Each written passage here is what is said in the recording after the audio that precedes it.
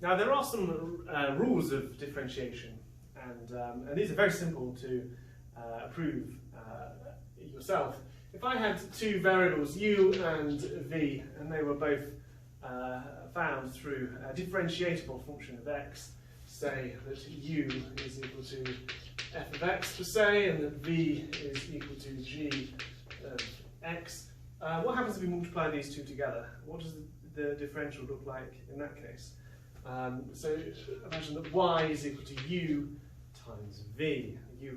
Y is the product of the pair. So we must consider what a small increment of y would look like. A small increment of y would be related to this. So first of all, we would have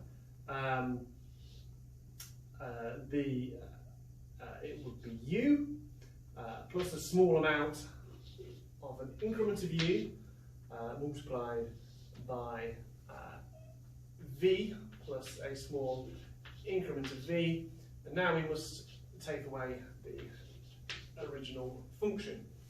And so the very next thing we need to do is multiply out these brackets. So the increment of y is equal to u times v plus du times v plus v times du. So I'll put the du in first to keep myself. So it's dv times u plus du dv, and then the minus uv at the end. And this cancels out with that. So we have this expression here, duv plus dvu plus du dv. Now we'll divide everything by dx so that we can see how y changes with x. And so dy by dx is equal to du by dx v plus dv by dx u plus du by dx dv. And now we must consider what happens when dx goes to 0. When dx goes to 0, two things occur. The first thing is that dv also goes to 0 by itself. But secondly, what we find is that the relationships du by dx stop becoming infinite and they become finite. And so they can be expressed rather than the increment of u per increment of x, it is the difference in u divided by the difference in x. Now this changes the formula in that dy by dx would be equal to du by dx v plus dv by dx u. And because that has tended to 0, that whole function at the end has tended to 0. And this is the product rule of differentiation. Any two variables multiplied together, well then you can work out not only what they are equal to, but you can find out what their derivative is equal to by applying this rule. Okay, so imagining that u is a function of x, and so is v. It's also a function of x. These are both differentiable variables, so the question is, would y be if it was equal to just these two functions added together? Well, we can work it out. A small difference in y would be equal to basically these two functions added together. We can evaluate that by looking at what happens when we do so. X plus a small difference in x, g plus a small difference in x, minus the originals, so then we'll have the difference, minus f of x and g of x. We could see what this does with respect to x by dividing it all through by x. But as well as dividing all through by x, I want to collect the terms that are in terms of f. So I'm going to bring that minus f over here, minus f of x, and I'm going to add on all the g terms, g of x plus interval of x, and then minus g of x, all divided by dx, which gives us dy by dx equal to the limit sigma x goes to 0 of f of x plus sigma x minus f of x divided by dx, added to the limit of sigma x going to 0 of g of x plus dx minus g of x by dx. And what you can see is that this expression here is the one that we've encountered before. It is simply the change of basically the function u with the increment x. So in this case, dy by dx is equal to the function of u, so du divided by dx added onto, and this is the function v. So how v changes with x. And you can see this gives the sum rule. The dy by dx is equal to du by dx plus dv by dx. And if there is a situation where we have two functions and y is defined as the sum of those two functions, then the differential of y can be found through this sum rule. So how about if we have a fraction where both the numerator and the denominator are differentiable?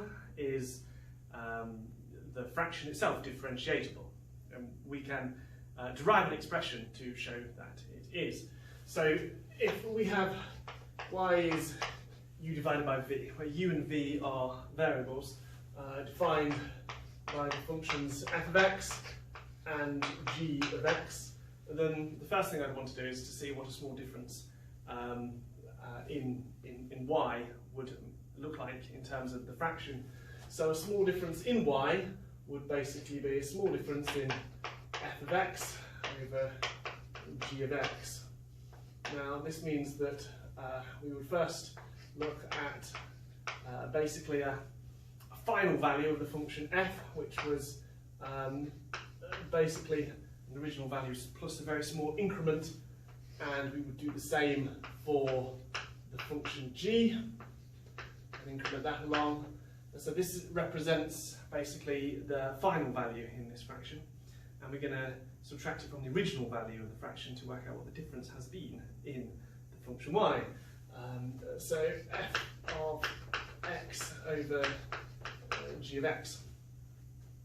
Okay, now the next thing I want to do is to imagine, or basically to divide it by delta x to see how this difference, the scale of this difference relative to an increment of x itself. And rather than divide all of this by dx, at this point I'm just going to leave it at the front as 1 over dx, and then I'm going to cross multiply these expressions here. So bear with me, this takes a second. Do that.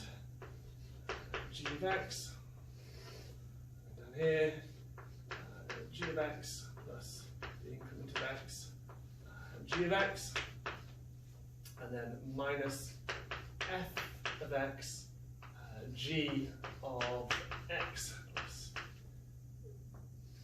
g of x. Now what I can do is I can imagine that this is all divided by that. And I think actually what's going to make this more simpler is now if I swap these two denominators around, which of course I can do because they're just multiplied. So let's do that. Dy by dx is 1 over, oh, no, remember what I'm doing, is 1 over swapping this around g over x plus dx gx, swap there, and then rewrite this all out. Now I'm going to add something here. In any expression I can I can do something if I also undo it at the same time. I can add one and subtract one from any equation ever. It is acceptable so long as I undo what I'm doing simultaneously as I'm doing it. You might think, what's the point of that? That's totally pointless, but it's actually a little trick here that you're going to see is going to help this to form an expression at the end.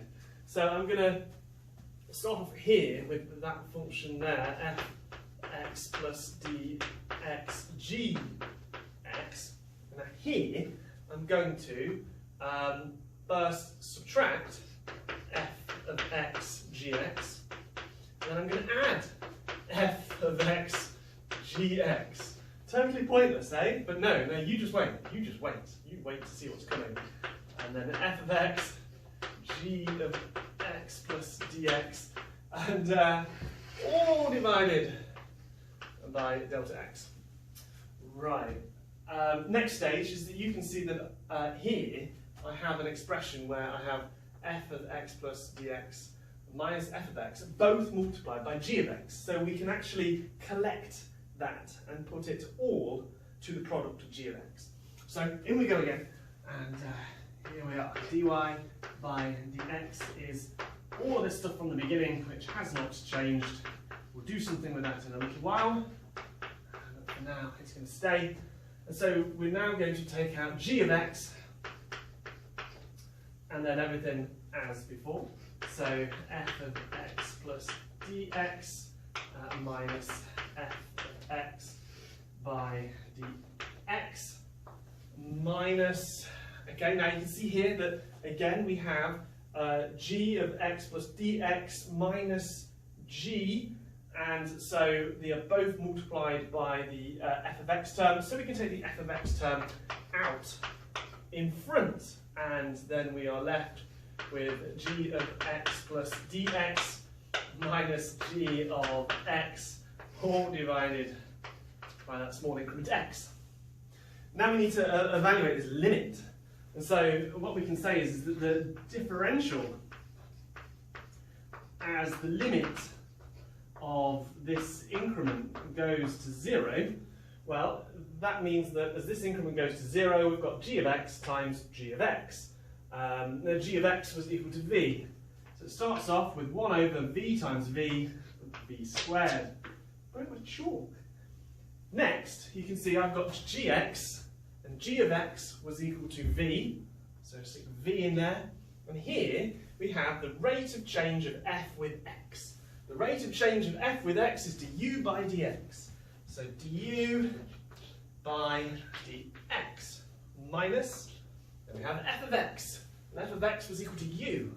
So u, and now we have the rate of change of g of x with x, which is the rate of change of v with x, dv by dx. And there we have it. This is the quotient rule. So if we have two variables that are both differentiable, and one is divided by the other, then we can work out an expression for that whole quotient using this.